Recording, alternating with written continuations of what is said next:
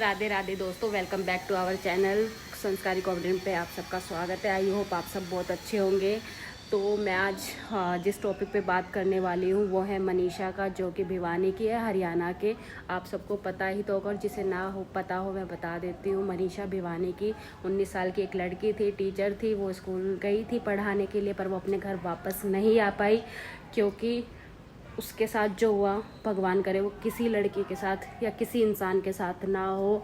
उसको अब जो चीज़ें है सामने, पर उसका मर्डर हुआ है, खेत में उसको मार के डाला हुआ था। उसका शरीर बहुत ही उसकी आँखें नहीं थी, उसकी किडनी नहीं थी, उसके बच्चादान ये सब निकाली गई थी। और मैंने ये जब न्यूज़ देखी तो सच में देख के ऐसा लगा कि हमारा देश कहाँ जा रहा है, क्या हो रहा है। सच में तरक्की हो रही है, आज भी लड़की सेफ़ नहीं है।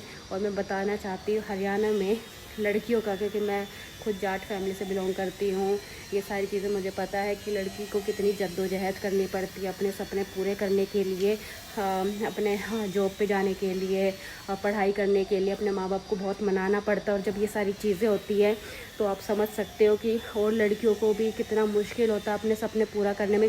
मैं गलत नहीं कहूँगी, माँ बाप का डर बहुत सही है। जब ये सारी चीज़ें होती है तो माँ बाप का भरोसा एक सोसाइटी से हट जाता है कि ये क्या हो रहा है। मैं यही कहूँगी कि मनीषा को जस्टिस मिले। उसके साथ जो भी हुआ, उसकी आंखें निकाली गई, सारा इल्ज़ाम जानवर पे लगा। आप बताइए, जानवर ये सारी चीज़ें कर सकता है? तेजाब डला हुआ था उसके मुंह पे, उसका मुंह जला हुआ था, उसका मुंह गर्दन से अलग था, ये सारी चीज़ें हुई हैं। तो ये थोड़ा अटपटा लगता है सुन के कि जानवर ने किया, ये किया। मैं कहूँगी जिसने भी ये किया उसको सख्त से सख्त सज़ा दी जाए, ताकि ये चीज़ें आगे ना हो। सरकार से यही कहूँगी कि उसे फांसी की सज़ा दी जाए, वो भी सबके सामने, ताकि आगे लोग करते हुए डरे। जब तक डर नहीं होगा, जब तक ये चीज़ें नहीं रुकेंगी। आपको पता है कई सालों पहले दिल्ली में भी ये निर्भया केस एक हुआ था, जिसका आप सबको पता है कि देश की राजधानी में चीज़ें होना, हरियाणा में चीज़ें होना, देश के किसी भी हिस्से में चीज़ें होना कितना दुखदाई होता है। एक लड़की के लिए कितनी चीज़ें मुश्किल हो जाती हैं, बाहर निकलना, अपने सपने। फिर कहते हैं कि लड़की आगे नहीं कर रही, तरक्की कैसे होगी देश की? बेटी बचाओ बेटी पढ़ाओ अभियान तो शुरू हो चुका है, बट बेटी पढ़ाओ कैसे पढ़ाएं? ये सारी चीज़ें होंगी, लोग कैसे अपने बेटी को बाहर भेजेंगे पढ़ने के लिए? हाँ, बहुत से लोग भेजते हैं, और मैं कहूँगी कि आज ये मनीषा के साथ हुआ है, किसी और के साथ हो जाए, भगवान ना करे कभी ये चीज़ें हों, तो सरकार को कदम उठाना पड़ेगा जस्टिस के लिए। हम सब उसके साथ खड़े हैं। हम एक तरह से, हमारी बहन थी वो, हमारी सोसाइटी का एक पार्ट थी वो, एक लड़की नहीं, उसके पूरे परिवार का। आप सोचिए उसके माँ बाप के दिल पे क्या बीत रही होगी, ये सारी चीज़ें हुई है। उसके माँ बाप कितना दुखी रो रहे होंगे, सारी चीज़ें। एक इंसान नहीं गया, उसके साथ एक पूरा परिवार, उसका पूरा गांव। मैं ये एक चीज़ और कहूँगी, अप्रिशिएट करूँगी उसके गांव के लोगों के, उसके हरियाणा लोगों को, सबको जो उसके लिए खड़े हैं, उस बहन के साथ खड़े हैं, उसके परिवार के साथ खड़े हैं, जो जस्टिस मांग रहे हैं और जो कह रहे हैं कि हम आपके साथ हैं। उन लोगों को मैं दिल से शुक्रिया कहूँगी कि बहुत वो लोग जो कर रहे हैं उसके परिवार के लिए, वो बहुत बड़ी बात है। वो उनके गाँव में, जैसे जो न्यूज़ में देखा कि सब लोग उनके साथ खड़े हैं, बहुत अच्छा लगा ये चीज़ें देख के। पर बहुत ख़राब भी लगा कि हमारी सोसाइटी में ऐसे लोग भी हैं जो ये सब चीज़ें करते हैं। वो हमारी ही सोसाइटी का एक पार्ट है जो ये सारी चीज़ें कर रहे हैं। हम ऐसे लोगों के बीच में रह रहे हैं, तो सोचिए हम कहाँ रह रहे हो, कैसे स्टैंड कर रहे हैं। बड़ा ही अजीब सीन है यार, ये सुन के बड़ा बुरा लगता है।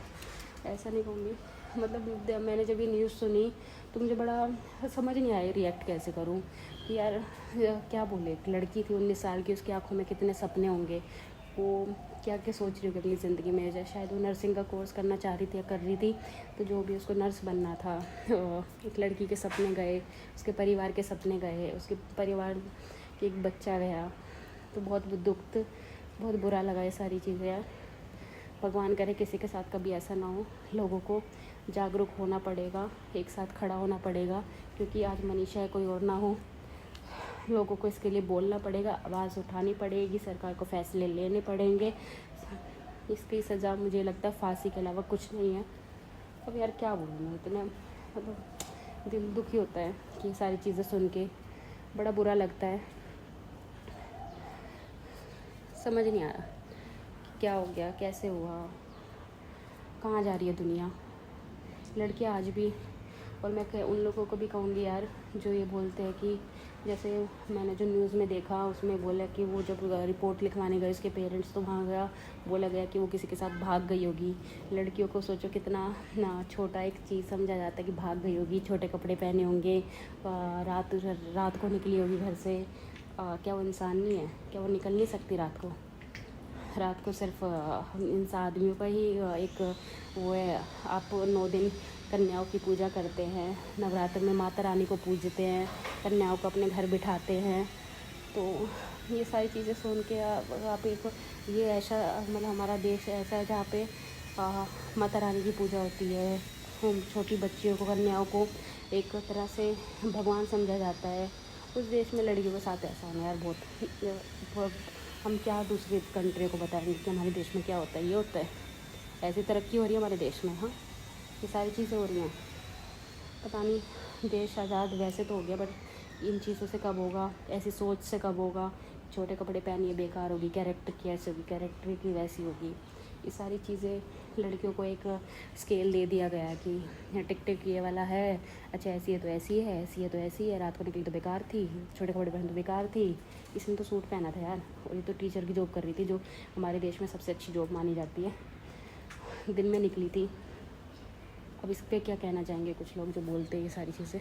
तो यही कहेंगे कि भाई ये सारी चीज़ें छोड़ो, ये ऐसी थी वैसी थी, वो थी ये थी, इंसान थी, इंसान को तो मार थोड़ी दोगे यार, काट थोड़ी दोगे, उसकी चीज़ें थोड़ी निकाल लोगे, आँखें निकाल लोगे क्या? तो यही कहना चाहूँगी कि मनीषा को जस्टिस मिले, और भगवान करे आगे किसी के साथ ये चीज़ें ना हो।